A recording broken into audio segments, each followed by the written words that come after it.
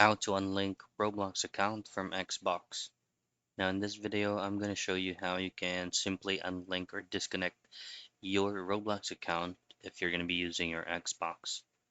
But the process is going to be the same because you're going to be using or you need to use a web browser working on your Xbox um, gadget. So first is just go into roblox.com's official site and then log into the same account.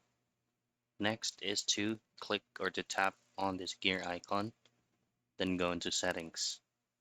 Now from settings, you just have to switch it into security.